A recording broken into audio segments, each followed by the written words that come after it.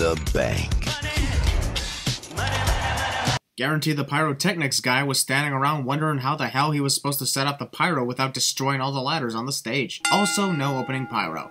Also, I'm giving up hope that WWE will ever change the theme for this event, so I'll place this final sin and never count it again for future Money in the Bank sins. Haha, you hit the camera. Also, all sins I have collected thus far will be removed for this great idea of a women's Money in the Bank ladder match. Whoever's the owner of that Climb Faster sign would be great at Cinema Sins 2 expansion. Becky Lynch, very astute point. I rip off arms. Becky Lynch wants to dismember her opponents. Jeez, that shit's dark. Excuse me, but why the hell hasn't Tamina gotten at least one title reign in the now 7 years that she's been in WWE? She should have honestly been champion at least once by now.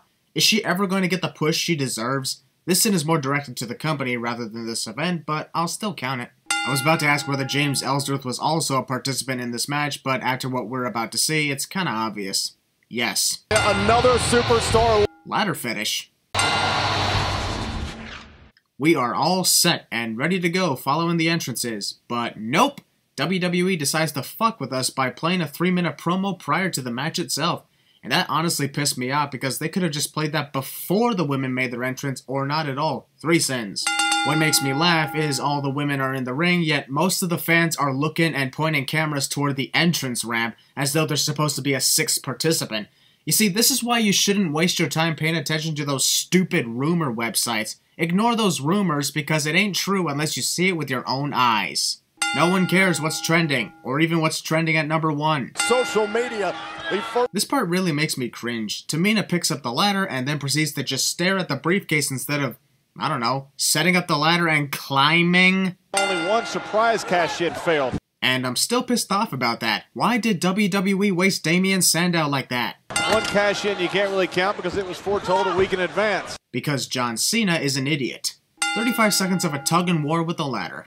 Also, instead of fighting over whose ladder it is, how about you two try climbing it and fighting to see who can get to the briefcase first? Sounds far more entertaining than what we are watching right now. Briefcase right now, that contract inside of it. Natalya sets up the ladder quickly, but then proceeds to climb as slow as possible, which is one thing I always hate about ladder matches.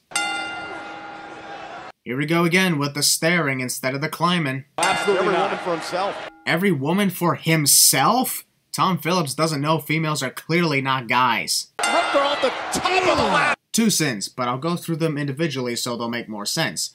First sin is that Carmella was already starting to fall before Charlotte could deliver the big boot. But because Carmella fell too early, Charlotte clearly missed the kick. Would have removed a sin except that Charlotte's version of Alexa Bliss's Twisted Bliss clearly missed both Natalya and Tamina. Charlotte basically just landed between them. James Ellsworth must have something personal against Becky Lynch because this ain't the first time he tried to strike her. I'm already foreshadowing a match between these two at SummerSlam. The fans are hypocrites. Why do I say they're hypocrites? Because they were the ones that were encouraging James to climb the ladder. By doing the yes chant, the fans wanted him to get the briefcase. But when he actually does get the briefcase, suddenly everybody says he shouldn't have done that. Don't lie to me, you wanted to see him get it too. Congratulations to James Ellsworth on becoming the first ever Miss Money in the Bank. Wait.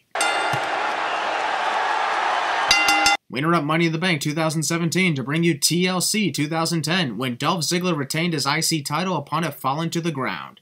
Also, I think this is literally the first time that I have ever put in the victory due to outside interference is always a sin in a ladder match. Because from my view, this is the only way that sin would ever count. Also, I admit that I personally love the way this match ended like that, but at the same time, I understand how much the women have earned their shots and should have won the match by climbing and unhooking the prize themselves. So I'll add in 20 sins for quite the disappointment. What rules were broken? You can't break a rule that doesn't exist. I'll remove a sin because JBL is freaking right. You can't break a rule that doesn't exist, so take that, haters. It's a women's title match, Lana. The fact that Lana's first singles match since her repackaging will be for the SmackDown Women's title is bullshit. That's like if I came to WWE and my first match was for the WWE Championship. That's total bullshit because Lana gets to skip the line. And Naomi is still ranked #1. Interviewer thinks that Lana has no chance because of the odds. Speaking of someone who gets a title shot without earning it, seriously, the New Day shows up on SmackDown and are automatically granted a tag team title match. Sure, they're the longest reigning tag champs, but that was over half a year ago, and you need to earn a title shot, not have it handed over like it's your dinner plate at a restaurant. The Boosos. Boosos. Peanut butter and jelly will only be used for sandwiches. Can we just get to the match already? You're beginning to sound like Enzo Amore and Big... Oh, too soon? Oh boy, adding in a narration sin. That's something I haven't done in a long while.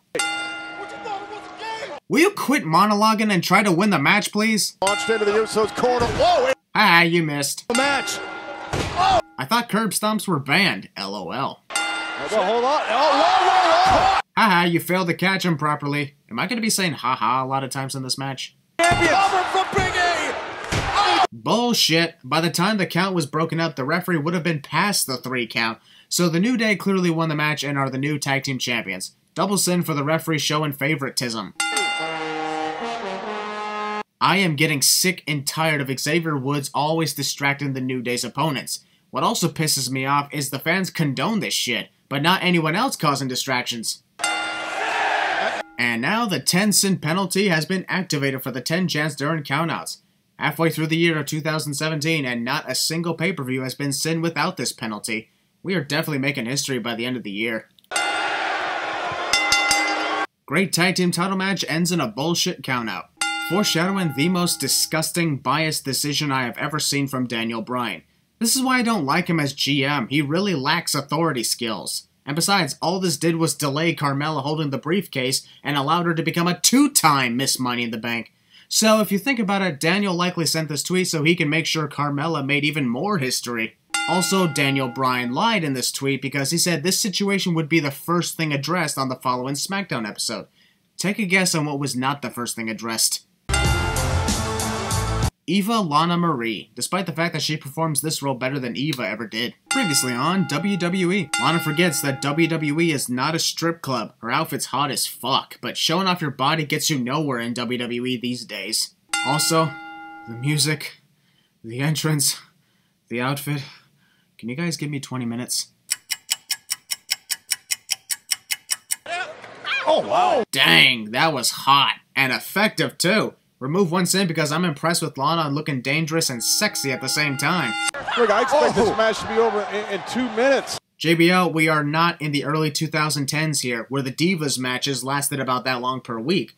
WWE is actually letting the females wrestle, which is something they should have done from the start. This week, the sit-out spine buster. No offense, but the sit-out spine buster doesn't look like a devastating finisher. Lana should honestly find something more devastating if she wants to win matches. No. So Rollins did at WrestleMania when he walked out. Carmella, you give the briefcase to the referee when you want to cash in, not the timekeeper. No wonder the timekeeper looks confused at what's going on. Also, if Carmella successfully cashed in the briefcase, what the hell would Daniel do the following Tuesday since he tweeted that he'd deal with the briefcase scenario? How can he deal with it if the briefcase was already cashed in?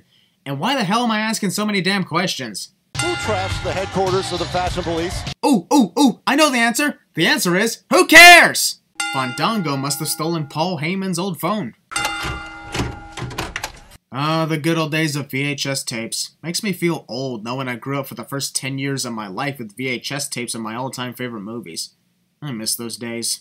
We're the ones who trashed your office and attacked you. Ah! Hunter Bane is back from the dead! I shot him! I killed him! There's no way he's still alive! I admit that this is a perfect example of an unexpected debut/return. Maria Kanellis, welcome back to the WWE. Mike Kanellis, simply welcome.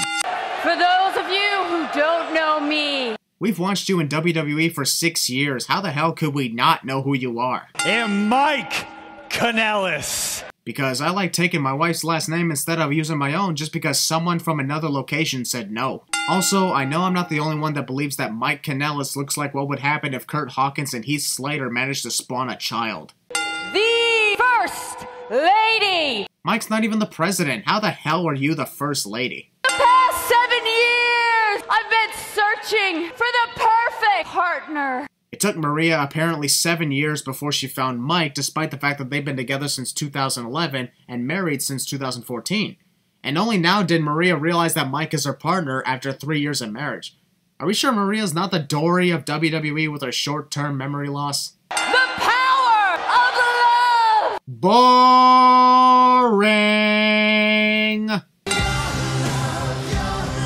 What is this, the freaking prom? You know, at first I was happy to see Maria and Mike, but after this segment, I take it all back and I want them gone. No joke. He took her name. JBL would be great at Cinema Sins 2 expansion. Previously on Money in the Bank, in case you don't remember the most memorable moment of the night. Welcome the St. Louis Legends! Nearly 3 minutes of introducing wrestling legends at ringside. Also, why is there so many legends here? I can understand Bob Orton being at ringside because Randy is his son, but what purpose do the other legends bring to this match? 15,392. That's how many fucks I don't give about how many people are in attendance. Money in the Bank is presented by... Skip! Nearly 1 full minute of waiting for Randy's music to hit. It's shooing away the... Randy wasting precious time slowly chasing down the Scene brothers when he could be, I don't know, taking advantage of a fallen Jinder Mahal. We're nearly 2 minutes in and Jinder could still be fresh. Quit wasting your time with the Scene brothers. It's why you lost the first time. Jinder Mahal's got to be careful here. He doesn't get disqualified. Why would Jinder have to be careful and risk getting disqualified? I don't think that's going to affect him considering that it's Jinder who is the WWE Champion, not Randy. So if he got disqualified, he'd retain. Why does he need to be careful again? Oh yeah, because I'd sin him for getting disqualified. Thanks for the shout out, Mike.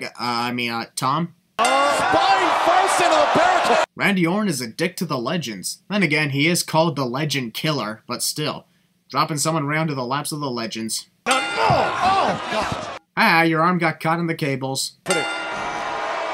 Jinder doing Randy's pose during the replay, so copyright infringement. Jinder has been targeting Randy's injured knee for a majority of this match, so the left knee is pretty much useless. But look at this, Randy is able to hold on to Jinder without his knee buckling. After all the shots his knee took, even on barricades, there's no way Randy could do this without injuring his leg further.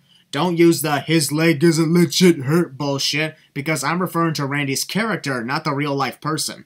Randy doesn't decide to go for the RKO until 40 seconds of posing for the fans had passed. This is really making me anxious. Just go for it already. It only takes one. Got it! BAM! I heard that. Quit your cheerleading for Randy Orton and be a proper commentator for once! 35 seconds of the referee arguing with Randy on whether Randy should get disqualified or the Scene brothers get ejected. After getting ejected, the Scene brothers decided to randomly go after Bob. Also, this makes me cringe really badly. Ric Flair gets up and prepares to punch the Scene brothers, but just stands there like he doesn't know how to throw a punch anymore. If you're going to hit them, just do it. And if you're not, just sit back down. Don't just stand there like an idiot who doesn't know how to fight. You're Ric fucking Flair. Well, this looks awfully familiar. Where have I seen this before?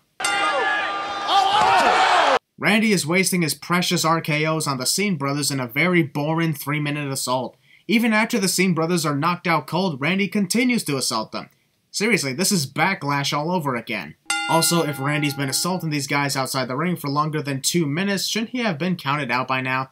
The referee seriously hasn't counted Randy out by now? That's some major bullshit right there. That's it! Wow, 4 weeks of build-up to this big rematch and all we get is a complete replay of Backlash. This match was literally the same thing as Backlash. Jinder dominates a majority of the match, the Scene brothers get involved in some way, Randy assaults him even beyond the point where they're knocked out, and then Jinder strikes and wins the match.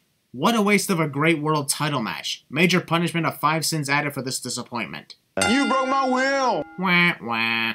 There's that giant flaming penis again. This time the word balls is ironically the shape of the penis. It's a tag team match! Impromptu tag team match. Oh, I almost forgot the Ascension was still part of the roster. And that deserves a double sin considering they are a great tag team who definitely deserve a push. Also, trashing up Breezango's office was literally the only way these guys could ever get a match on pay-per-view. And that is also double sinful.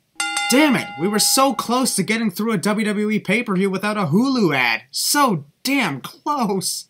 Victor must be missing because Connor is teamed up with Darth Maul for some stupid reason. Off the ropes, here comes Fun! What a devastating kick to the air. Inside the ring here on Victor! The Fashion Police! Well, this was a boring waste of time. That's something that should never be uttered about any matches on WWE pay-per-view. Because I'm gonna do what most people think I can't. I'm going to do what everybody thinks I can't do, cliche. Kevin Owens has enough respect to not step on his own face, but the ladders are complete assholes. How dare they stand on the Canadian face of America? LOL. The new face of America. By this point, Kevin has labeled himself as the face of America for a few months, so putting in the word new is pointless by now. Oh my God! Baron Corbin has just saved the lives of epileptics all over the world. Still sending this for being a pre-match assault, but at the same time just putting in a fact. A pretty small assault apparently leaves Shinsuke Nakamura unable to compete for the first 25 minutes of this 30-minute match.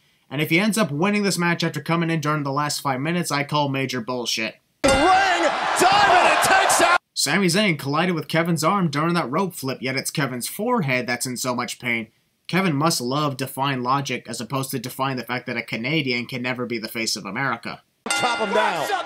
Jesus, Dolph, Baron's not your freaking slave. Rather than just putting the ladder underneath the bottom rope and then easily sliding it into the ring, Sami decides to place it above the bottom rope and take forever at pulling it into the ring. Sami Zayn used the top rope. Baron was watching Sami the whole time and could have moved out of the way or caught him at any moment. Sami must like committing ladder murder, LOL. Also, Sami is very likely thinking, must prevent epic moment from happening. Dolph Ziggler trying to position the ladder right underneath the briefcase. Then he's doing a very horrible job at it, and Dolph is the one with the most experience in Money in the Bank ladder matches among his opponents, yet he still can't set the ladder up properly underneath the prize. No one's here! No one's in the ring! Seriously? Sami tried to reach the briefcase from lying on the ground, and don't tell me that he was trying to reach the ladder because he was clearly looking up instead of forward, and he was also too far away from the ladder to successfully grab the steps. Sami risks climbing the ladder when one of the supports is not even fully extended. Ow, my hands! Well, you killed him. Reap. Pretty good cooperation from both men. I'll give that a center mover. Well done. Ceiling cam. Where did the world styles come from? The top rope? Duh. Where else do you think AJ Styles came from? The far end of the crowd? Haha, the ladder didn't break. Ziggler. Who the fuck is Dolph Ziggler? And holy shit, this is not the first time I've seen commentators for referring to Dolph as Zolf. Sami Zayn's got a hold of the briefcase. Ugh, I always cringe at these moments in ladder matches too. The moment when wrestlers grab the bottom of the briefcase instead of climbing a little higher and reaching the hook. Does Sami think he can win the match just by grabbing the bottom of the prize? Because that's not how you win. Man, this ladder just doesn't want to break. Even an attitude adjustment couldn't break it. Maybe if it was John Cena delivering the attitude adjustment, then the ladder might have broke. Also, where the hell has John Cena been this whole time? How about AJ grabs both ends of the briefcase and tries to use his full weight to try and snap the handle off the briefcase? John Cena won by accident once due to a handle snapping. Why not AJ? It mean you would crash to the floor, but at least you'd get the briefcase and win the match. Just trying to figure out how to unhook it. Oh, no! I was about to say AJ Styles survived that, but then the flashbacks from '99 came to me, so I'll just shut my mouth and move on without sending this. Apparently Shinsuke needs his entrance music to play just so he can make a shocking comeback to the ring, which completely alerts Baron and gives him every chance in the freaking world to prepare himself for the oncoming assault. The music is unnecessary, guys. No! I thought I would no longer have to listen to that pathetic, cringe-filled, off-sync singing from the crowd. I'm fine with the singing when the music's playing because at least there's a beat they can all keep up to. But when the music stops playing, shut the fuck up! Nakamura with a Kinshasa off the top rope! Shinsuke was clearly on the middle rope, not the top rope, stupid dumbass. Are either of you two gonna race each other to the briefcase or not? Because if not, it's a no wonder you two lose this match. We don't have time for stare downs. Also, I'm just putting this out there right now, any match in WWE contested by Shinsuke Nakamura and AJ Styles will never top their performances in NJPW. I'm just being honest. As a matter of fact, I am not as interested in a match between these two in WWE considering I've already watched them wrestle each other before. And because WWE would never let them wrestle with their full potential like they did in other promotions. I don't get why Baron is climbing the ladder like it's nothing, yet he was climbing as slow as possible in the last few attempts. Briefcase! Taking a lot of time! Taking a lot of time? Might as well say that we interrupt Money in the Bank 2017 to bring you Jack Swagger taking freaking forever to unhooking the briefcase from WrestleMania 26. It's about time that Baron Corbin got the accomplishments he deserves. I look forward to seeing him as WWE Champion because with his great in-ring work and victories, he deserves every single moment of this. And I'll deduct 20 sins, so for all the haters out there, deal with it. Baron deserves this.